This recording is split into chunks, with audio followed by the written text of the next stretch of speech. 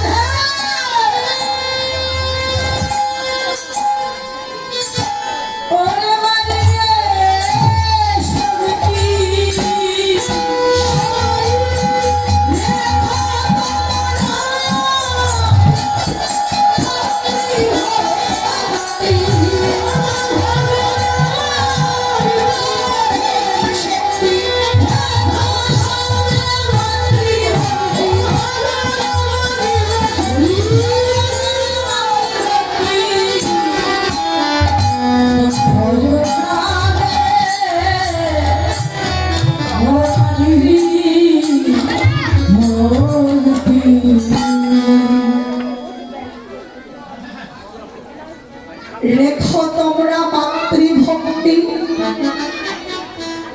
ভজনে তোমাদের বাড়বে শক্তি। কিন্তু তা কি করি? আপনারা কে কি করেন তা আমি জানি না, তবে আমি কিন্তু নিজেও ভগবান চরণে ভক্তি করি না, প্রণাম করি না। আপনারা কি করেন মায়েরা আমি বলতে পারবো না।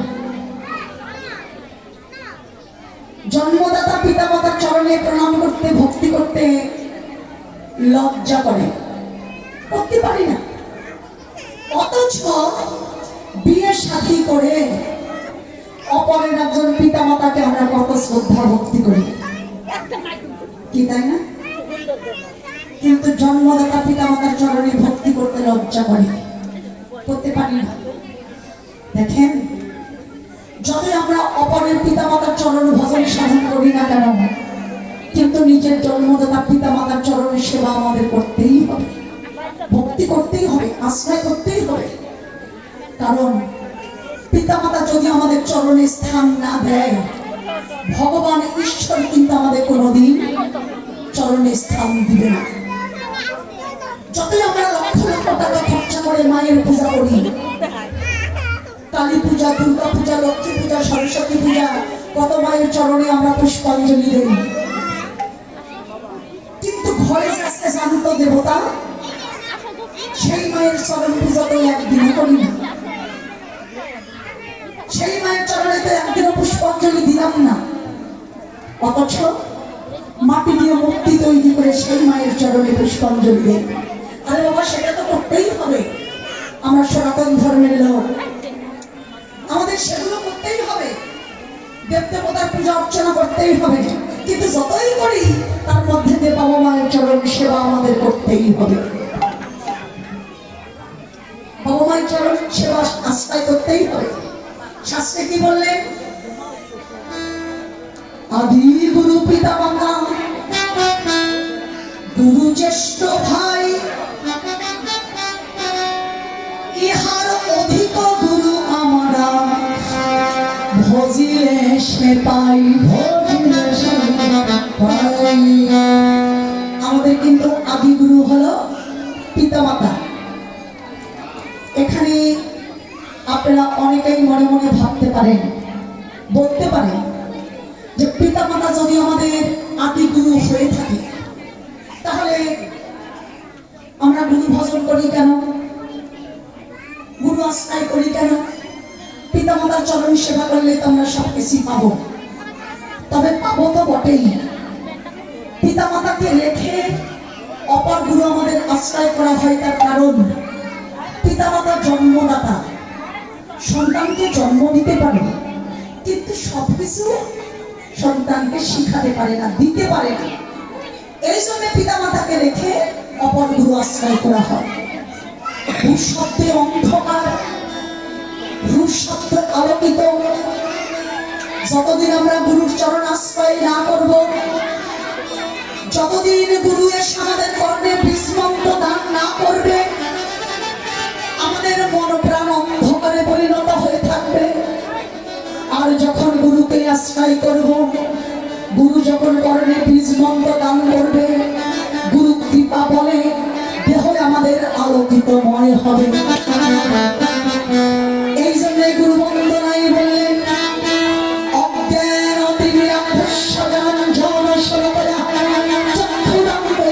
যেন তস্মৈ শ্রী গুরুবে নমো।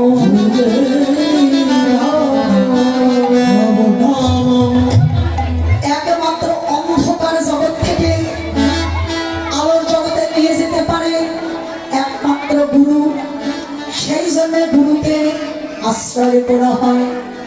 কিন্তু যতই গুরু ভজন করি না কেন, পিতা মাতার চরণ সেবা আমাদের করতেই হবে। দেখেন, সন্তানের যখন জন্ম হয়, বাবা মা কিন্তু সন্তানের উপরে অনেক আশা নিয়ে থাকে যে সন্তান একদিন বড় হবে, মানুষের মতো মানুষ হবে, সুশিক্ষিত হবে, আর আমরা যখন বৃদ্ধ হয়ে যাব, এই সন্তানেরা তখন আমাদের সেবা যত্ন করবে। এই আশা কিন্তু সন্তানের উপরে বাবা মা নিয়ে থাকে।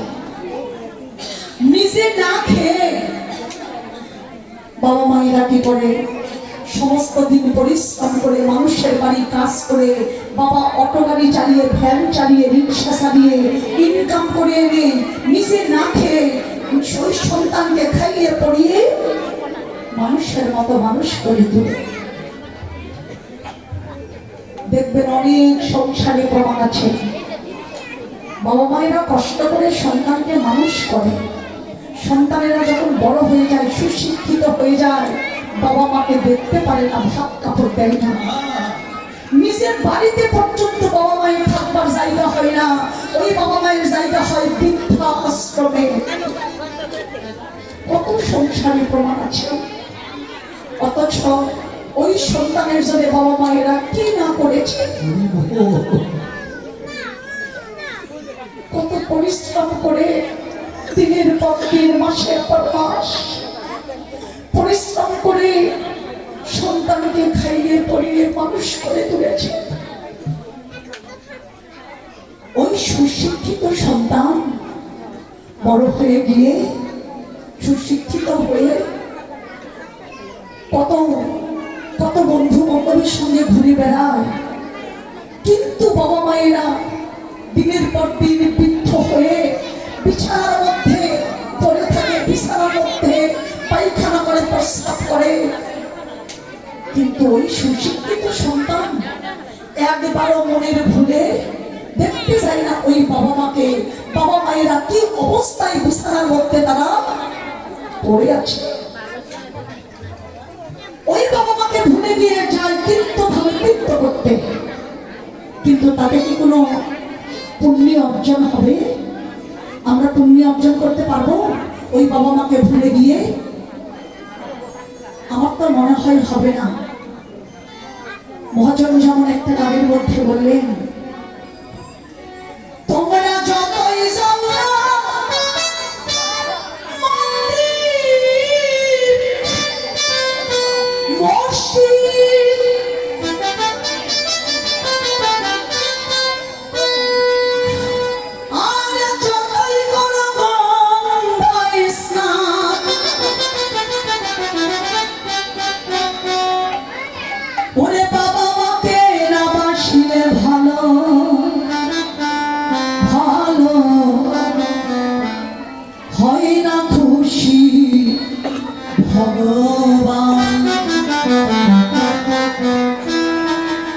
হিন্দু, মুসলিম, বৌদ্ধ, খ্রিস্টান যে জাতি হোক না কেন, মন্দিরে যাও, মসজিদে যাও, গয়াত যাও, কাশী যাও, মক্কা শরীফ যাও, তালেবে যাও, যতই তোমরা তীর্থধামে যাও না কেন, বাবা মাকে ভুলে গিয়ে ঘৃণা করে তীর্থধামে গিয়ে তোমরা কোনো পুণ্য অর্জন করতে পারবে না। যদি তোমরা বৃদ্ধ পিতামাতাকে এক জায়গায় দাঁড় করে রেখে পিতামাতার চারিপাশে দিয়ে শ্রদ্ধা ভক্তি নিয়ে যদি ঘুরতে পারো, ওই পিতামাতা যদি চরণে স্থান দেয়, ভগবান ঈশ্বর চরণে স্থান দিলে আগে তোমরা বাবা মায়ের সেবা করো। আজ ভগবানের কিসের অভাব, কি প্রয়োজন? নিজে এসে মায়ের চরণে প্রণাম করলেন, নিজে মায়ের চরণে ভক্তি করলেন, কারণ একমাত্র জগৎকে শিখালেন। যখন নিমাই ঘরে এসেছে, মা সচিরানী সন্ধ্যাকালের প্রদীপ জ্বালিয়ে এইবার নিমাইয়ের কাছে এসে নিমাইকে মা আরতি করতে লাগলেন। সচি আনন্দিত হইয়া রতন প্রদীপ লইয়া এবার গোরা মুখ দেখায় নয়নে আরতি করছে। কিন্তু দেখে নিমাইয়ের অঙ্গ প্রত্যঙ্গ যেন ধুলা দিয়ে মাখা। নিমাইকে মা কিচ্ছুই বলল না, সঙ্গে ছিল নিত্যানন্দ। নিতাইকে মা ডেকে বলছে, ওরে নিতাই, পহিতে যে সচিমাই কহরে কহরে নিতাই, আমার নিমাইয়ের অঙ্গে এত ধুলা কেন? ও নিতাই বল, আমার নিমাইয়ের অঙ্গে কে ধুলা দিয়েছে রে? তার কি শরীরে কোনো দয়া মমতা নেই? মায়ের কথা শুনে নিত্যানন্দ বলে, মা গো, আমরা তো কেউ ধুলা দেইনি। আজকে তোমার নিমাইয়ের যে কোনোভাবে হৃদয় হয়েছিল, হরিনামের খেলা খেলিতে খেলিতে তোমার নিমাই কি করেছিল জানো মা? নিমাই গোড়া গড়ি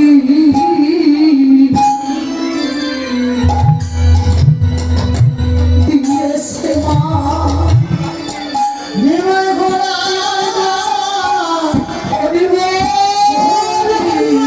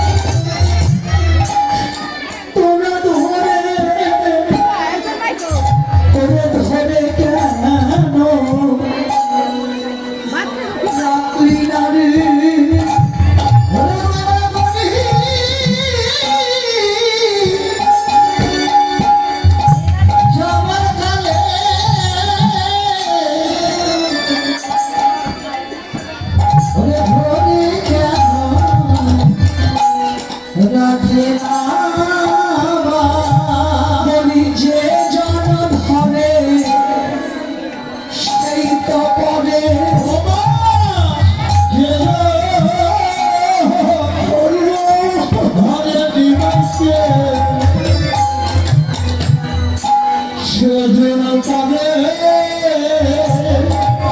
আমারে জন ধরনি মাইকে সেজন পাবে এবার আমরা সবাই সবাই চাইব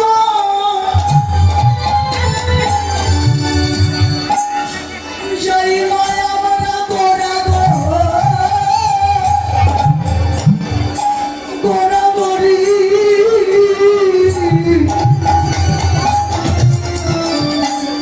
নিমাইকে যে জন ধরে সেই জন পরে ও সবাই গোড়াগড়ি যে জন ধরে সেই জন পাবে কথার কারব ধরা কেবা ধরে পাও কারব ধরা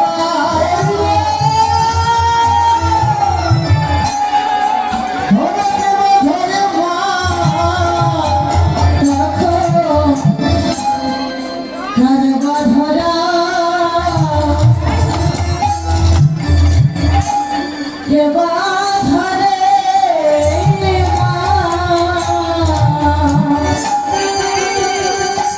আমরা সবাই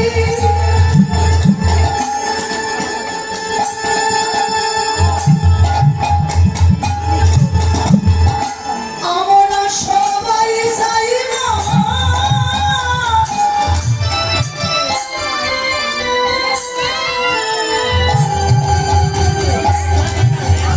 যাইব গোড়া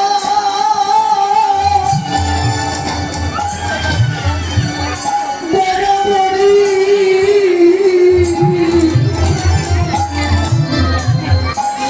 তখন আমার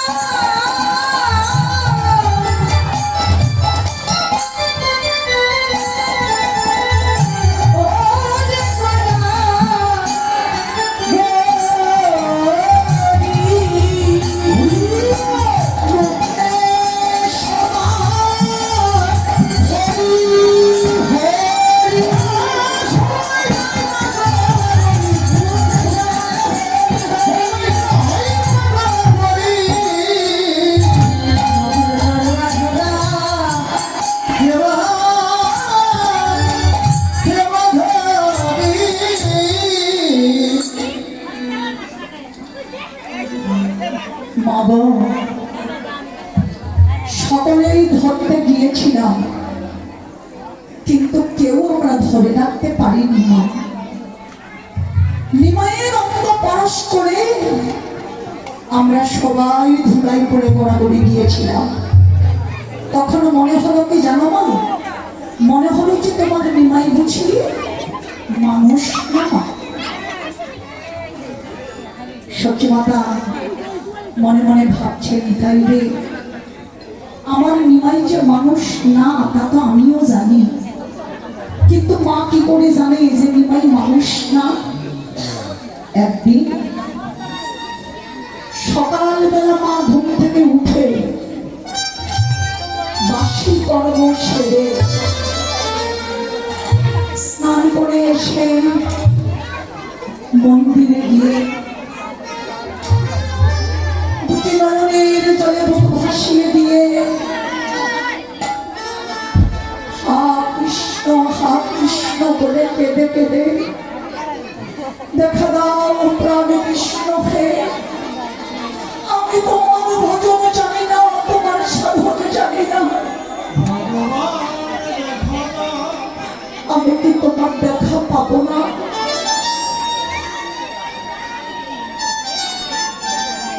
মা নয়নের জলে বুক ভাসিয়ে দিয়ে কাঁদছে আর ভগবানকে ডাকছে।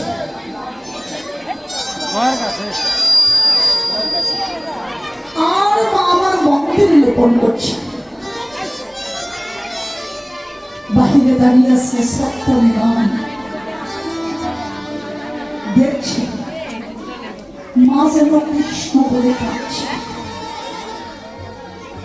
নিমাই মনে মনে ভাবছে, মা আজ তুমি কৃষ্ণ বলে কাঁদছ মা? কৃষ্ণের দেখা পাবার জন্য তুমি কাঁদছ, কিন্তু আমি যে তোমার ঘরে কে এসেছি তুমি তো তা জানো না মা। আর যখন তুমি কৃষ্ণ বলে কাঁদছ, আমি তোমাকে দেখা দিব মা। আমি তোমার ঘরে কে এসেছি, আমি তোমাকে দেখাবো। মা আমার মন্দিরে লেপন করে ঠাকুর পূজার জল আনতে গিয়েছে। এমন সময় সত্যনিমান মন্দিরে গিয়ে ছোট ছোট কয়েকটি পদচিহ্ন দিয়েছে। আর এই পদচিহ্নে আছে নারায়ণের ধ্বজপত্র অঙ্কুশ। পদচিহ্ন দিয়ে নিমাই বেশ কিছু দূরে গিয়ে ধুলা মাটিতে বসে বসে খেলা করছে, মা যেন বুঝতে না পারে। কিছুক্ষণ পর মা জল নিয়ে চলে আসলেন মন্দিরে। এসে দেখে কয়েকটি পদচিহ্ন। অবাক হয়ে গেল, এটি এই মাত্র আমি মন্দিরে লেপন করলাম আমার কয়েকটি পদচিহ্ন, তাতে নারায়ণের ধ্বজপত্র অঙ্কুশ। এই পদচিহ্ন কে দিয়ে গেল? এটা সামান্য ব্যক্তি নয়। ভাবছি, কিন্তু মনে পড়ে গেল দুষ্ট নিমাইয়ের কথা, যে নিমাই কোথায়? আমি তো নিমাইকে দেখছি না। নিমাইকে মা খোঁজাখুঁজি করতে লাগলো। দেখে অদূরে নিমাই বসে বসে খেলা করছে। এক পা দুপা করে নিমাইয়ের কাছে এসে মা নিমাইকে কিচ্ছুই বলল না। কিছু না বলে শুধু নিমাইয়ের দুটি চরণের প্রতি লক্ষ্য করল। চরণের প্রতি লক্ষ্য করে দেখে মন্দিরে যে পদচিহ্নে নারায়ণের ধ্বজপত্র অঙ্কুশ, ঠিকই যেন নিমাইয়ের চরণেও তাই।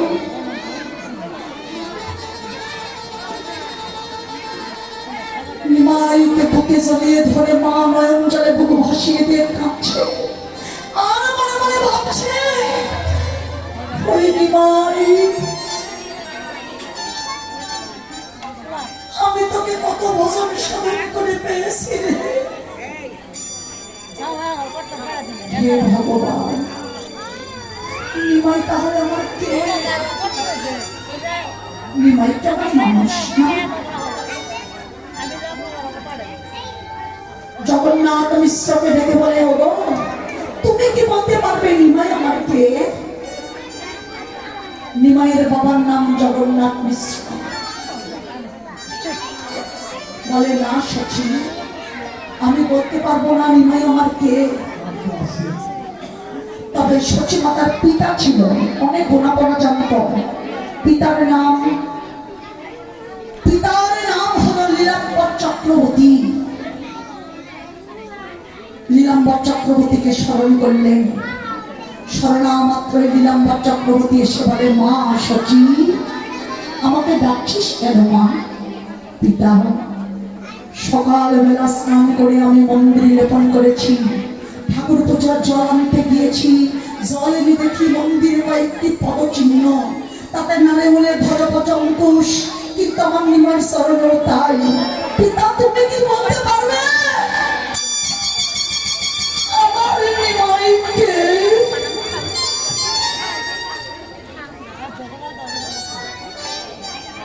নীলাম্বর চক্রবর্তী ধ্যানে বসে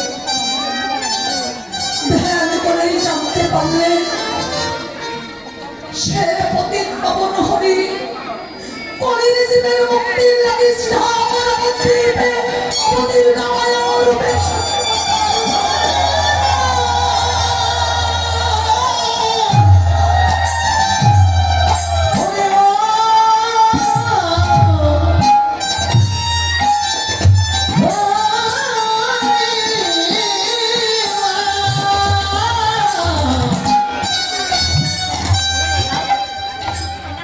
মা সচি, সচিরে তুই নিমাইকে দেখে রাখিস মা। নিমাই কিন্তু বেশি দিন তোর ঘরে থাকবে না রে। তোকে ছেড়ে ওই বিশ্বরূপ যেমন তোকে ছেড়ে চলে গেছে, এই নিমাইও তোকে একদিন ছেড়ে চলে যাবে।